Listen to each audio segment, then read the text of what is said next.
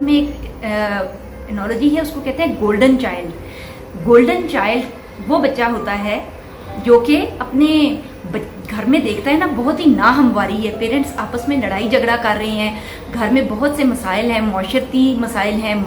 معاشی مسائل ہیں، فائنینشیل ایشوز چل رہے ہیں، اور گھر کا جو فیملی انوائرمنٹ ہے وہ ایک ڈس فنکشنل فیملی انوائرمنٹ ہے۔ ڈس فنکشنل فیملی انوائرمنٹ ایسے خاندان جو کہ جذباتی لحاظ سے اچھے خاندان نہیں کنسیڈر ہوں گے۔ یہ یاد رکھنا ہے کہ یعنی صرف فائنینشیل ہیلتھ کی ہم بات نہیں کر رہے ہیں، سیکیورٹیز کی، جذباتی صحت سب سے زیادہ ضروری چیز ہے ایک ہیلدی فیملی کے لیے۔ وہ فیملی سب سے صحت مند ہوگی، کیونکہ اگر ان میں جذباتی صحت موجود ہے نا تو وہ باقی تمام پرابلمس کے ساتھ فائٹ آؤٹ کر سکیں گے۔ لیکن وہ فیملیز جو جذباتی طور پر کمزور ہیں، کھوکھلی ہیں، سامنے انہوں نے بناؤ سنگار کیا ہوا ہے، سامنے لوگوں کو پریزنٹ ہو رہے ہیں لیکن اندر ان کی ڈیپتھ نہیں ہے، انٹریکشن اور کمیونیکیشن نہیں ہے، تو ایسی انوائرمنٹ میں رہنے والے تمام لوگ، اسپیشلی بچے جو کہ براٹ اپ ہی وہاں کا ہیں، وہ پودا ہی وہی ہے جو اسی ٹاکسک انوائرمنٹ میں پیدا ہو رہا ہے اور بڑا ہو رہا ہے، تو اس کے اندر بہت سی نا ٹریٹس پیدا ہوں گے۔ اس انوائرمنٹ میں جو سب سے اچھا بچہ بھی آپ ریز کر رہے ہیں نا، وہ بچہ وہ گولڈن چائلڈ ہے۔ وہ کیا کوشش کر رہا ہے کہ کچھ ایسی چیزیں کرے جس سے اس کے پیرنٹس کو اور اس کو پرائیڈ ملے،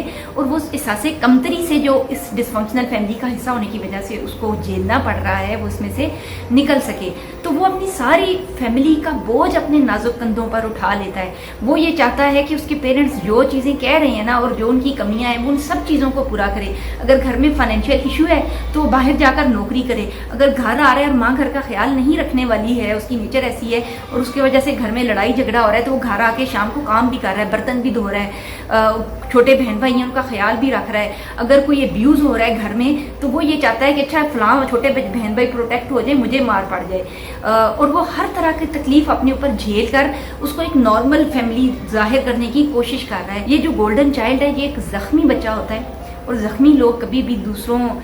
زخم کھا رہے ہیں لیکن سٹل وہ ایک ہیلدی یا نارمل لائف سٹائل نہیں ہوتی ہے، وہ ایک ٹراما کا شکار ہوتے ہیں، اور ان کا ٹراما ان کی لائف میں اور اس کے بعد ان کی لیٹر لائف میں ان کے ساتھ ہوتا ہے، اور کہیں نہ کہیں وہ ٹراما ان کی لائف میں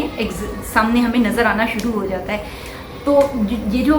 جو گولڈن چائلڈ انالوجی ہے، یہ ان تمام بچوں کے لیے جو اس قسم کے ٹاکسک انوائرمنٹ میں اس ٹاکسیسٹی کا حصہ ہوتے ہیں۔ اچھا، اس کی نا انالوجیز میں مجھے نظر آیا، پچھلے دنوں میں نا دیکھتے دیکھتے ایک ڈرامہ میں نے شروع کر دیا تھا اور پھر میں دیکھتی چلی گئی۔ اس کا نام تھا، ٹرکش ڈرامہ تھا،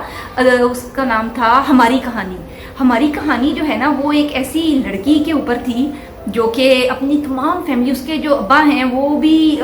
کچھ شراب نوشی کرتے ہیں اور ڈھیر سارے انہوں نے بچے پیدا کیے ہیں اور بہت بڑی فیملی ہے، اور وہ جو لڑکی شاید فضا نام تھا اس کا، وہ تمام گھر والوں کا بوجھ، اپنے پیرنٹس کا، اپنی ماں کا، وہ تمام رولز پلے کرنے کی کوشش کر رہی ہے، اپنی جاب چھوڑ کے باہر، پڑھائی چھوڑ کے باہر جاب کر رہی ہے اور اپنی خوشیاں قربان کر کے اپنے بہن بھائیوں کو دے رہی ہے۔ تو وہ پرفیکٹ ایگزامپل ہے گولڈن چائلڈ کی کہ، اور یہ جو بچے ہیں نا یہ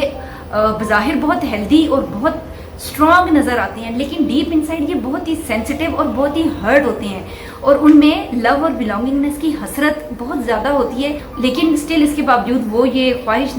رکھنے کے باوجود اس کے طلبگار نہیں ہوتے ہیں، ان کے اندر اس چیز کی حس ختم ہو جاتی ہے، ان کے اندر محبت کرنے کی، چاہے جانے کی اور چاہنے کی خواہش بھی دم توڑنا شروع کر دے۔